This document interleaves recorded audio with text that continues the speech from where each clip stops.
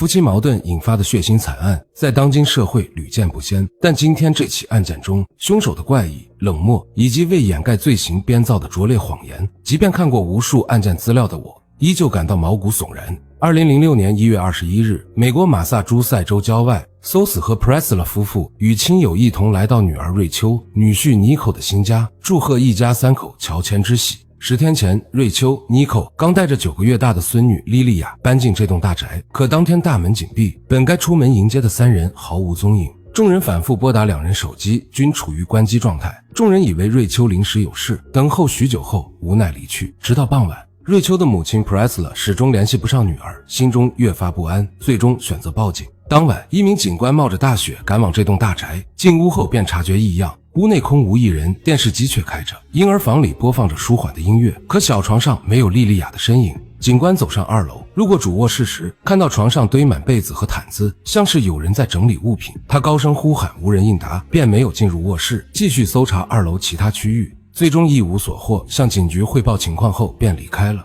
一夜過去，瑞秋的父母依舊無法聯繫到女兒，憂心忡忡的他們再次報警，還是此前的警官第2次來到大宅。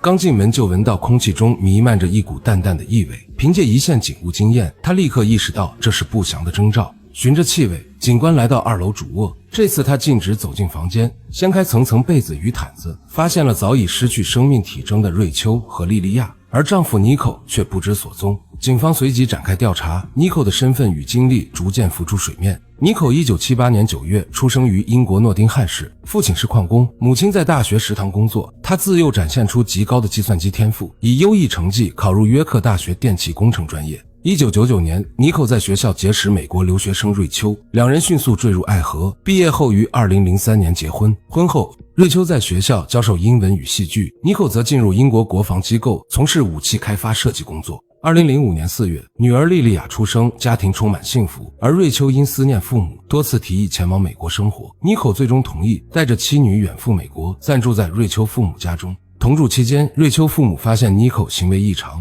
他從國防機構辭職後，具體工作連妻子瑞秋都不清楚。面對詢問，他總用晦澀的計算機術語搪塞，只謊稱每月有1萬美元薪水，讓家人放心。為了盡快搬離岳父母家，尼可大手筆租下一棟2層4室帶寬敞庭院的大宅，月租金高達2700美元，再加上分期購買的家具和全新寶馬車，夫妻倆每月還款近4000美元。如此阔绰的開銷讓瑞秋父母打消了疑慮，以為女婿能力出眾，卻不知這只是謊言堆砌的假象，更沒想到搬入新家僅10天，女兒和孫女就遭遇不測。案發後，警方追查尼可行蹤，海關出入境記錄給出驚人答案。尼可早在1月20日，也就是法醫推測的瑞秋母女遇害當天，就已離開美國逃回英國。警方抱着嘗試的心態聯繫尼可的英國父母，其父親直言兒子就在家中。隨後尼可親自接聽了電話，警方以通知家屬的口吻委婉告知其妻女的死訊。正常人即便偽裝也會表現出驚慌，可尼可卻異常淡定，僅用“哦，是嗎？”回應。面對警方詢問，他甚至直言已經知道。在隨後2小時的錄音通話中，尼可編造了一套匪夷所思的謊言。他稱1月20日上午出門買電腦配件，回家後發現妻女倒在床上，認定是瑞秋攜女自殺。因悲痛欲絕想自殺追隨，先是想拿刀自刎，又怕疼，隨後想去岳父母家借手槍，發現家中無人便放棄。隨後驅車前往機場，取了800美元買機票，在車內睡了1晚後飛回英國。他還聲稱自己精神崩潰，如同夢遊，既沒報警，也沒聯繫親友。而他的父母得知兒子歸家、妻女身亡的消息後，竟不聞不問，也未聯繫美國親家，任由兒子留在家中。警方對尼可的說辭全盤否定，還從其話語中找到關鍵線索。尼可提及瑞秋父親有一把手槍，警方立刻趕往瑞秋父母家，找到櫃子裡的手槍，證實槍支近期有開火痕跡，彈道比對與案發現場彈頭完全吻合，確認這就是兇器。進一步檢測發現，槍口有瑞秋的 DNA， 槍身與扳機上留有尼可的 DNA， 鐵證如山，證明尼可就是殺害妻女的真兇。警方還原了作案經過，尼可此前在岳父母家時便偷走這把手槍。1月20日借口出門購物，返回家中殘忍殺害妻子和9個月的女兒，隨後趁岳父母不在，將手槍偷放回。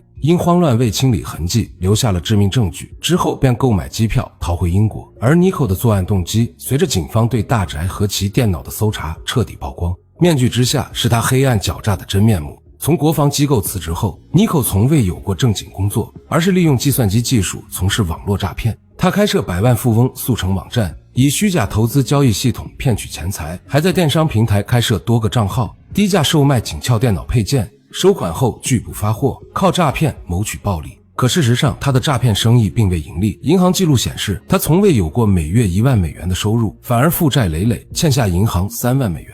18張信用卡中有17張被刷爆，高額房租、車貸與還款壓力讓他不堪重負。同時，警方發現他長期搜索色情服務信息，對婚姻生活充滿不滿。案發前几周，他更是頻繁搜索最佳殺人方式、刀割脖子、多久致命等血腥內容，早已蓄謀已久。長期以来，妮可靠謊言維持着精英人設，經濟崩潰與家庭束縛让他心生歹念，最終在2006年1月20日对至親痛下殺手。2006年2月2日，瑞秋與莉莉亞被合葬在同一口棺材中，家屬將2人姓氏改回娘家姓氏。莉莉亞的出生與死亡證明上，父親一欄也標注為未知。1周後，妮可被英國警方逮捕，隨即被引渡回美國受審。面對双重謀殺指控，他拒不認罪。2008年6月，案件正式開庭。為反駁檢方提供的槍支 DNA 證據，妮可再次篡改證詞，謊稱是瑞秋持槍自殺，自己因愛妻心切，為保護妻子名聲，拿起槍支清理痕跡，隨後送回岳父母家。精神崩潰後才逃回英國，試圖打悲情牌脫罪，但法庭上播放的2小時通話錄音將他的冷漠無情暴露無遺，陪審團徹底失去對他的同情。